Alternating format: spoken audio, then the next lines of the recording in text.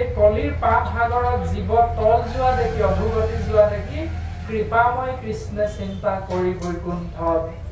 বৈকুণ্ঠত চিন্তা কৰিছে কোনে কৃষ্ণদেৱে কৃষ্ণ এতিয়া আমাৰ কোন হয় তেওঁনো বৈকুণ্ঠত চিন্তা কৰিবলৈ কি প্ৰয়োজন হ'ল তেওঁতো চিন্তা কৰিবলৈ কোনো প্ৰয়োজন নাই এই কথাটো যদি আমি সাম্প্ৰতিক সমাজ ব্যৱস্থাৰ মাধ্যমেৰে চিন্তা কৰো তেতিয়াহ'লে আমাৰ গাঁওখনত যদি কেনেবাকৈ এজন ল'ৰা অঘাইতং হয় তেতিয়াহ'লে সেই অঘাইতং ল'ৰাজনৰ অভদ্ৰ আচৰণৰ কাৰণে আমি 2-4 জনে কি বুলি কথা পাতি থাকো বাৰু হেৰা এই কালি যে ইমান অভদ্ৰামি কৰি থৈ গ'ল এই ল'ৰাজন আমাৰ গাঁৱৰে নিবাৰু চিনাজনে কি বুলি ক'ব হয় বোলে আমাৰ গাঁৱৰ ইটো মূৰৰ কাৰ পুতেকে বোলে আমুকৰ পুতেক এৰা দেউতাক মাক দেখোন এনেকুৱা নহয় এই সন্তানটি কেলে এনেকুৱা হ'লহে ইয়াৰ কাৰণে ইয়াৰ লগতে আমিও সমাজত মুখ উলিয়াব নোৱাৰা তাতে 2-এজনে ভাল পোৱা কিজনে কি বুলি ক'ব বৰ ভাল হৈছে মাক দেউতাকলে কি নাচাবা পুতেকৰ এই অৱস্থা আৰু হওক তাৰ মানে ইয়াৰ জৰিয়তে চিন্তা কৰিলে উত্তৰ পাওঁ যিটো ল'ৰা অঘাইতং হৈছে সেই অভদ্ৰামীৰ কাৰণে সেই ল'ৰাটোৰ ব্যৱস্থাটো শুদ্ধ ৰূপটো দিবৰ বাবে চিন্তা সমাজে নকৰে কোনে কৰে পিতৃ মাতৃয়ে কৰিব লগা হয় মাক দেউতাকে কৰিব লগা হয় ঠিক তেনেধৰণে আমি জীৱাত্মা বিলাকৰ পিতৃ হ'ল পৰমাত্মা কৃষ্ণ আমি জীৱাত্মা বিলাক অন্য কৰ্ম আশ্ৰয় কৰি অধুগতি হোৱা দেখি পিতৃয়ে চিন্তা কৰিছে বৈকুণ্ঠত যে হাই মোৰ জীৱ সন্তানে বেয়া কৰ্ম কৰি অধুগতি গৈছে এনেধৰণে হ'লে নহ'ব মোৰ জীৱ সন্তানক মই শুদ্ধ মাৰ্গটো দৰ্শন কৰাব লাগিব সেইকাৰণে পিতৃস্বৰূপ পৰমাত্মা ভগৱন্ত পুৰুষে লোক তল গৈল কলি পাপ সাগৰত কৃপাময় কৃষ্ণ চিন্তা কৰি বৈকুণ্ঠত চিন্তা কৰি আছে আমাৰ কল্যাণৰ অৰ্থে অথচ আপুনি মই তেওঁক চিন্তা নকৰো আৰু চিন্তা কৰি কি কৰিলে ইটো লোক সমস্তকে কৰিতে উদ্ধাৰ শংকৰ মাধৱ ৰূপে ভৈলা অৱতাৰ সকলোৱে আমি বুজি পালো শংকৰে কৃষ্ণ কৃষ্ণই হ'ল শংকৰ গুৰু ৰূপে অৱতৰণ হ'ল আৰু অৱতৰণ হৈ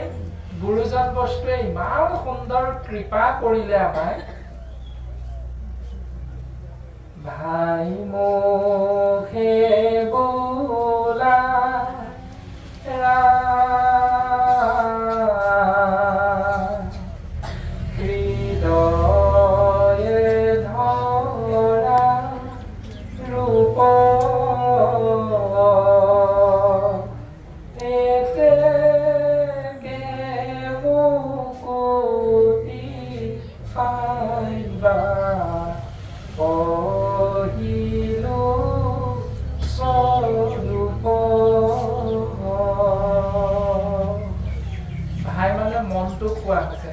দুৰাচাৰ মন মূৰ ৰাম হৰি বোল মন ৰাম হৰি বোল হেৰ মন ভাই তই মুখেৰে ৰাম বুলি ক আৰু সেই নামৰ গৰাকীজনৰ ৰূপটো হৃদয়ত ধাৰণ কৰ আৰু বৰ্তমান পদে আমাক তাকে কৈছে যে মূৰৰ ৰূপ চিন্তনত মনে কৰৈ শ্ৰম হেৰ মন ভাই তই মুখেৰে মোৰ নাম আশ্ৰয় কৰ ৰাম নাম আৰু হৃদয়ৰ ৰূপটো ধাৰণ কৰ মনত ৰাখিবি এতেকে মুকুতি পাইবা স্বৰূপ তাৰ মানে উত্তৰটো 5 পইচাও খৰচ নহয় যি সময়ত হাজাৰ টকা খৰচ কৰি মাটি কাঠ শিল সোণ ৰূপ তাম পিতলেৰে বিভিন্ন দেৱ দেৱতাৰ মূৰ্তি নিৰ্মাণ কৰি যাগ যজ্ঞ পূজা পাতল দান দক্ষিণা বলি বিধান প্ৰক্ৰিয়াৰে জীৱই নিজৰ কল্যাণ বিচাৰি আছিল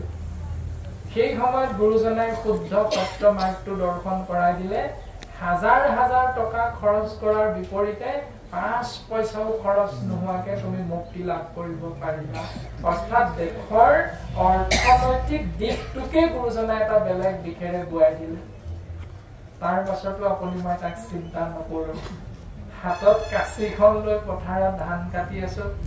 বিৰিয়া পাত লৈ ডাঙৰি ভাৰ লৈ আহি আছো গাড়ীখন চলাই অফিচলৈ গৈ আছো আইসকলে ৰান্ধনী শালত সোমাই সিদ্ধ ৰন্ধন কৰি আছে কোনো কথা যি সময়তে যেনেকৈ আপুনি মই নাথাকো কিয় কেৱল ভাই মুখে বোলা ৰাম হৃদয়ে ধৰা ৰূপ এতেকে মুকুতি পাই বা কহিলো স্বৰূপ 5 পইচাও খৰচ নহয় হৰি নাম কীৰ্তনত নাহি কাল দেখ পাত্ৰ নিয়ম সংযম একো বিধি কিন্তু নীতি আৰু নিয়ম বিধিটো দি দিলে হৰিত হৰণ লয়া কেৱল হৰি নাম কীৰ্তন কৰন্তে কোৱে কীৰ্তি অৰ্থাৎ তুমি একশৰণীয়া হ'ব লাগিব এক দেৱ এক হেও একত বিনে নাই কেও তুমি লং পেন্ট শার্ট পিন্ধি থাকোতে কৃষ্ণ বুলি কৈছা ধুতি পঞ্জাবী পিন্ধি কৃষ্ণ কৈছা নামঘৰৰ ভিতৰত কৃষ্ণ কৈছা তুমি ৰাস্তাইদি গৈ থাকোতে কৃষ্ণ বুলি কৈছা গাড়ীৰ ভিতৰত কৃষ্ণ বুলি কৈছা পথাৰত হাল বাই থাকোতে কৃষ্ণ কৈছা মাটি ৰুই থাকোতে ধান দাই থাকোতে কৃষ্ণ বুলি কৈছা যতেই নোপোৱা যেনেকৈ নাথাকা যদি সেই মুহূৰ্ততে তোমাৰ মৃত্যু হয় মনত ৰাখিবা তুমি মোৰ কাষলৈকে আহিব পাৰিবা 5 পইচাও খৰচ নহয় ইমান সুন্দৰ দৰ্শন গুৰু জনাই দিছে তাৰ পাছতো আমাৰ বাকি দেৱ দেৱতাৰ মূৰ্তি নিৰ্মাণ কৰি আমি হাজাৰ হাজাৰ টকা খৰচ কৰি সেই মাৰ্গটোত আমি খোজ পেলাবলৈ চেষ্টা কৰি 3 নম্বৰতে আমাক গুৰুজনাই কৃপা কৰিলে যি সময়ত সংস্কৃত ধৰ্মীয় ভাষা আছে এই ধৰ্মীয় ভাষা সংস্কৃত হৈ থাকোতে যি দুই এজনে সংস্কৃত জানিছিল তেওঁলোকেহে সমাজত মান সন্মান পাইছিল বাকি সকলে নাই পোৱা সেই ব্যৱস্থাটোৰ পৰা শংকৰ গুৰুজনাই জাতি ধৰ্ম বৰ্ণ ভাষা নিৰ্বিশেষে শিক্ষিত অশিক্ষিত গাঁৱলীয়া নগৰীয়া ধনী দুখীয়া উচ্চ নিচ সকলোকে এক কৰি অনৈক্যৰ মাজত ঐক্য স্থাপন কৰি এক সুন্দৰ সমাজ আমাক গঢ় দি থৈ গ'ল সেই সমাজভাগীৰ নাম হ'ল বৈষ্ণৱ সমাজ য'ত থাকিব ভকত বা ভক্ত নামৰহে সম্বোধনটো থাকিব য'ত নাথাকিব ডাবল এম শিক্ষাগত অৰ্হতা সেই চাৰ্টিফিকেটখনৰ মূল্যাংকন য'ত নাই য'ত ডাক্তৰ ইঞ্জিনিয়াৰৰ কাৰণে এখন উচ্চ আসনৰ ব্যৱস্থা নাই য'ত MLA মিনিষ্টাৰ আহিলে আছুতীয়াকৈ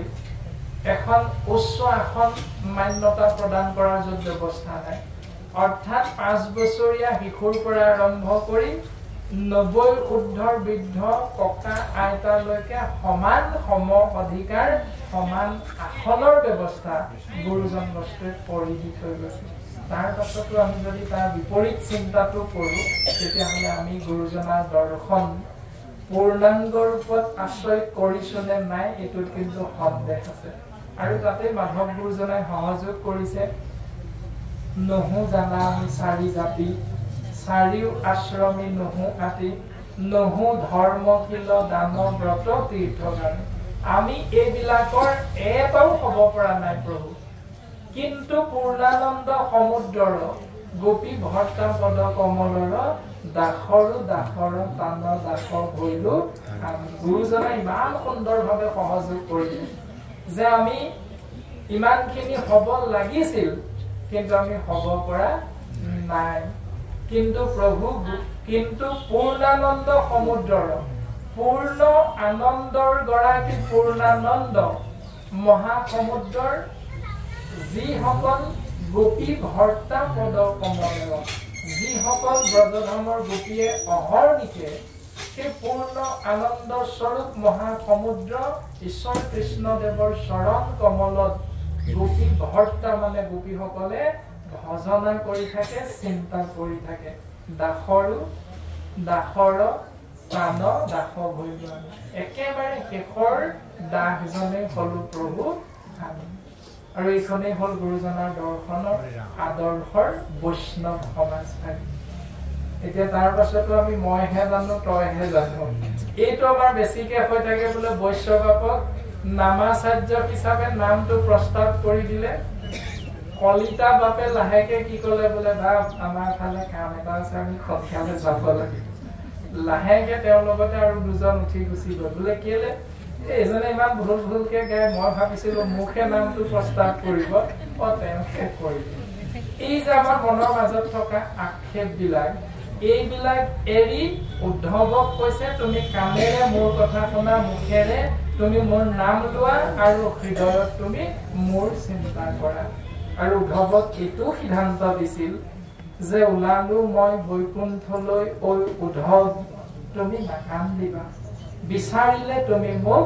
হৃদয়তে পাবা মাধৱ গুৰুজনাই সিদ্ধান্ত দিছিল যিহেতু চৈতন্যপূৰ্ণ পৰমাত্মা ৰূপে হৰি হৃদয়ত আচন্ত প্ৰকাশী তাৰমানে ভগৱন্ত সৰ্বত্ৰতে হৃদয়ৰ মাজত জীৱৰ প্ৰকাশমান হৈ আছে এতিয়া আমি নেদেখো কিয় পিছে ভগৱন্ত যদি হৃদয়তে আছে দেখা নাপাওঁ কিয় দেখা নোপোৱাৰ মূল কাৰণটো হ'ল আজি আমাৰ নাৰায়ণ বৈষ্ণৱভাৱে যি ধৰণে ভকত ৰূপী ভগৱন্ত আহিব বুলি তেওঁৰ দেহৰ মধ্যে চোতাল ভাগিকে কেন্দ্ৰ কৰি তেওঁৰ এই বাউণ্ডাৰী অৰ্থাৎ চৌহদ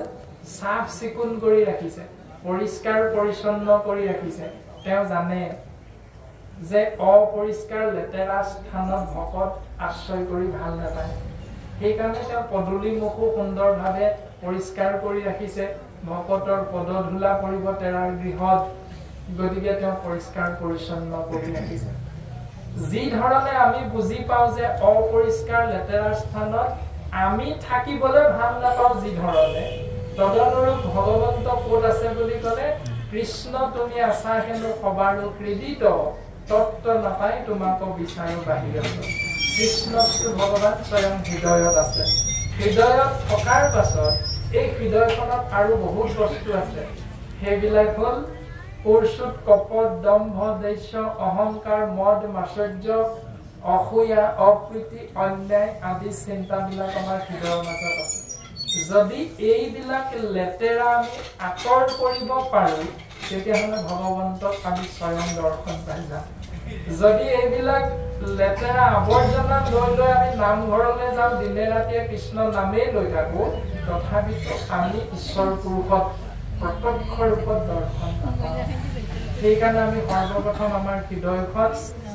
চাফা কৰি ল'ব লাগিব এইটোকে আমাৰ বৰ্তমান প্ৰদেশ সিদ্ধান্ত